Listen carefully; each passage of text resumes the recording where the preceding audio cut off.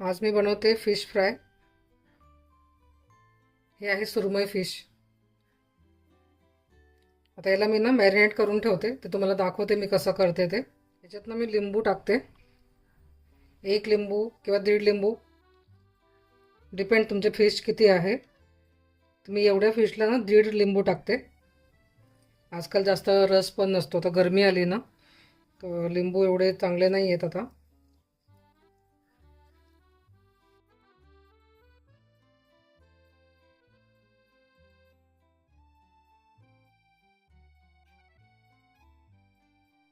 तर यात मी टाकते मीठ,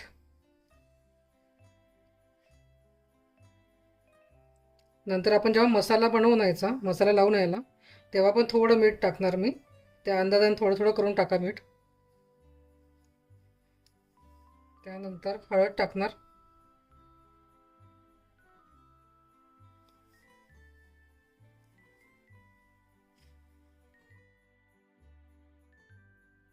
आता याला मी मिक्स करून ठेवून देईल। एक अर्धा तास तरी मी ठेवेल। हे छान हे लिंबू आणि मिठामध्ये मॅरिनेट होतील फिशचे तुकडे।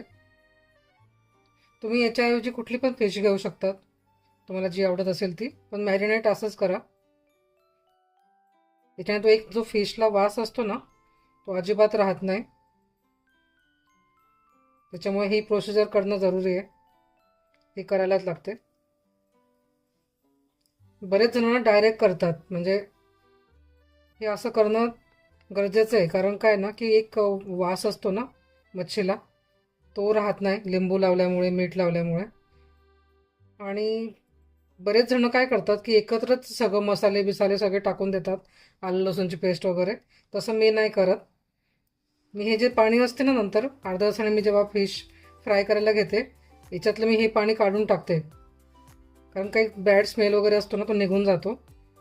आणि मग पुन्हा मी मसाल्यामध्ये त्याला हे करते, डस्ट करते। बघा माझं लावून झालेलं आहे, हळद आणि मीठ, लिंबू वगैरे। आता याला मी ठेवून देते, आणि जेव्हा मी फ्राय करेल ना मच्छी, तेव्हा तुम्हाला मी परत दाखवते। मला आता मी झाकण लावून ठेवून देते। बघा आता मॅरिनेट करून झालं आहे अर्धा ते पाऊण तास। आता इथं भरपूर पाणी असं सुटलं आहे, तर हे मी काढून घेते, म्हणजे टाकून देते हे पाणी। आणि मग मी ते परत मॅरिनेट करून तुम्हाला दाखवते मसाल्यांमध्ये। बघा याच्यातलं एक्स्ट्रा जे पाणी होतं ना, ते सगळं काढून टाकलं। आता आपण याच्यात पुन्हा काही मसाले ॲड करणार आहोत। त्यात अगोदर लाल चटणी पावडर, म्हणजे लाल मिरची पावडर। तुम्हाला जसं तिखट आवडत असेल त्या हिशोबाने टाका। धणे पावडर 2 चमचे। ही जवळजवळ अर्धा किलो फिश आहे, त्या हिशोबाने टाकते मी मसाले। पुन्हा किंचितशी हळद, अगदी चिमूटभर। नंतर परत थोडंसं मीठ घालूया, एक छोटा चमचा आहे हा, एवढंच।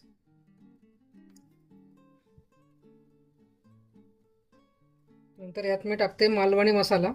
हा कुठल्याही शॉपमध्ये तुम्हाला मिळून जाईल, तुम्ही घरी बनवत असाल तर खूप छान। हा मी 1.5 चमचा टाकते। हे बघा असं याच्यात टाकून ठेवते लेबल। कुठलंही मी पॅकेट आणलं ना, की आपल्याला समजत नाही ना, सगळ्यांचे कलर सेमच दिसतात, म्हणून मग असं मी कट करून याच्यात ठेवून देत असते। तर याच्यात सगळ्यात महत्त्वाचं आलं लसूणची पेस्ट। तुम्ही फ्रेश कुटून टाकली ना तरी पण खूप छान।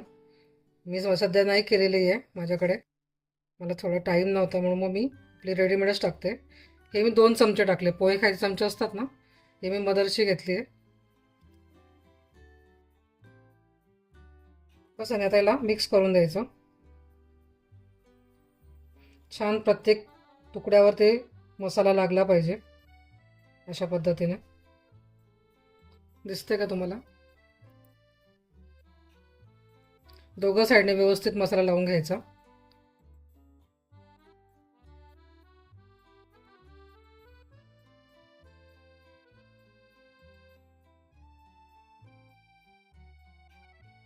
या प्रकारे इथं सगळ्या फिशला लावून घेते, आणि मग तुम्हाला पुढची प्रोसिजर दाखवते। या प्रकारे सगळा मसाला मी लावून घेतला आहे। आणि तुम्ही जर व्हेजिटेरियन असाल ना तर याच्याऐवजी तुम्ही वांगे किंवा पनीर सेम असाच मसाला करून ते पण तुम्ही असे फिशसारखे फ्राय करू शकता तव्यावर. ते पण तुम्हाला कधीतरी दाखवेल मी. ते पण खूप छान लागतात. तसे वांगी वगैरे असे पातळ काप करून ना त्याला असंच मसाल्यामध्ये व्यवस्थित करून फ्राय केलं तर खूप छान डाळ भात सोबत खूप छान लागतात. त्याला कोट करण्यासाठी ना मी काही वस्तू याच्यामध्ये वापरते, काही पिठं वापरते. आता याचं जे झाकण होतं ना डब्याचं तेच मी यूज करते. कशाला परत एक प्लेट भरायची. असं पण ते डबा धुवायचाच आहे मला. तर मी टाकते थोडासा रवा. दिसतोय का? अगदी चमचे 2 चमचे छोटा रवा टाकला. नंतर तांदळाचं पीठ टाकते मी 1 ते 1.5 चमचा बस होतं. आता याच्यात टाकायची किंचितशी हळद, थोडीशी लाल चटणी, कारण मग ते कोटिंग पण असे प्लेन नको वाटायला म्हणून. थोडासा मसाला, मालवणी मसाला हलकासा, किंचित मीठ. बस आता हे सगळं असं छान मिक्स करून घ्यायचं. जसं मी मॅरिनेट करताना लिंबू टाकला ना तसं बरेच जण मुंबईत आणि कोकणात वगैरे ते कोकमचं आगळ वगैरे टाकतात. म्हणजे कोकमचा एक घट्टसा असा ज्यूस असतो ते टाकत असतात. पण मी पहिल्यापासून माझ्या सासूबाईंनी पण मला असंच शिकवलं की माझ्याकडे तर माहेरी नॉनव्हेज होत नव्हतं. पण मी जशी इकडे आली मुंबईत लग्न करून त्यावेळी मला सासूबाईंनी फिश शिकवली. तर ते लोक लिंबूच लावत होते फिशला वगैरे मॅरिनेट करायला. ठीक आहे, आता हे आपलं पीठ हे तयार आहे. याच्यामध्ये आपण कोट करून मग फ्राय करणार मच्छी. आता तवा गरम करून घेतला आहे. त्याच्यावर मी तेल टाकते. तेल टाकायला थोडी कंजूसी करू नका, कारण फिश फ्राय करायला थोडं तेल लागतं. आपण काय डीप फ्राय करत नाही आहे, शॅलो फ्रायच करतोय. बघा आता हे पीठ आहे, हे फिश आहे. याला आपण आता याच्यात टाकूया. एक्स्ट्रा काही मसाला असेल तर तो पण घ्यायचा, परत पुन्हा लावून घ्यायचा. छान भरपूर मसाला लावायचा आणि टेस्ट खूप छान येते. आणि या तांदळाचं पीठ आणि याच्यामुळे ना खूप छान क्रिस्पी होते फिश. आणि मग अशी ठेवायची. पुन्हा दाखवते.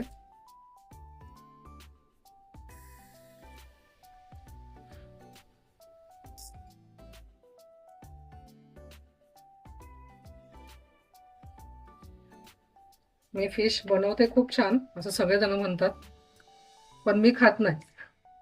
मला काय माहिती, त्याची टेस्ट मला अजून डेव्हलप झालेली नाही आहे. मी बाकी दुसरा नॉनव्हेज खाते, चिकन वगैरे, अंडी वगैरे, पण अजून फिश मला एवढी नाही जमत. पण जेवढे पण जण माझ्या हातानं फिश खातात ना सगळ्यांना खूप आवडते माझ्या हातची फिश. प्रत्येक जण कौतुक करतं. मी स्वतःने माझं कौतुक करत आहे, लोकांनी केलेलं आहे माझं कौतुक. मी 2-3 प्रकारे फिश बनवते, पण त्यातल्या जे रेग्युलर बनवते ना ती हीच आहे. डाळ भात सोबत खूप छान लागते. आमच्याकडे फिश फ्राय केलं म्हणजे डाळ भात लागतोच. तर आज मी डाळ भात बनवलाय मुलींना.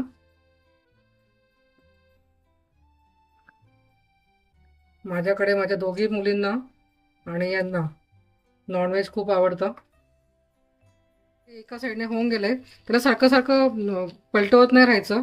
एकदा तुम्ही फिश टाकली ना तव्यावर, एक 10 मिनिटं तरी बिलकुल हात नाही लावायचा, म्हणजे छान क्रिस्पी होते एका साईडने.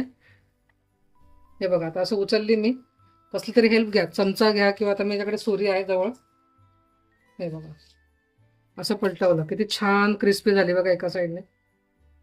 तसंच प्रत्येक करून घ्यायचं.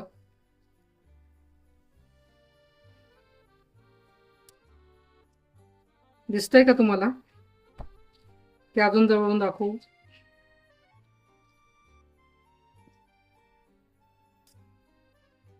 आता मला सवय झाली, एवढ्या वर्ष मी स्वयंपाक बनवते. पण तुम्ही जर नवीन असाल ना तर एक एक पीस हळूहळू करा. पण त्याला तुम्ही स्टार्टिंगला 10 ते 12 मिनिटं बिलकुल हात नाही लावायचा. एका साईडने छान क्रिस्पी होऊन द्यायचे, कमी गॅस करून द्यायचा. गॅस मोठा करायचा नाही. बघा आता हे दुसऱ्या साईडने पण छान 10 ते 15 मिनिटं होऊन द्यायचं. ठीक आहे. आता फिश झाली आहे. मी याला डिशमध्ये काढून घेते आणि मग तुम्हाला दाखवते. बघा किती सुंदर झाली आहे. पण ज्यांना फिश आवडते त्यांनी ही माझी रेसिपी नक्की ट्राय. बघा मी फिश झाली आपली, ही मी डिशमध्ये काढून घेतली. त्यासोबत मी कांदा, काकडी आणि लिंबू असं सर्व केलंय. आणि डाळ भात आहे सोबतच. मुलींना डाळ भात खूप आवडतो. या तुम्ही पण सगळे फिश खायला. तर माझी रेसिपी तुम्हाला कशा वाटताय ते मला कॉमेंटद्वारे तुम्ही नक्की सांगा. आणि तुम्हाला जर माझी आजची रेसिपी आवडली असेल तर व्हिडिओला लाईक करा, शेअर करा, सबस्क्राईब करा. आणि भेटूया पुन्हा नवीन व्हिडिओसोबत. तो पण सगळ्यांना बाय आणि सगळ्यांना ओम साईराम.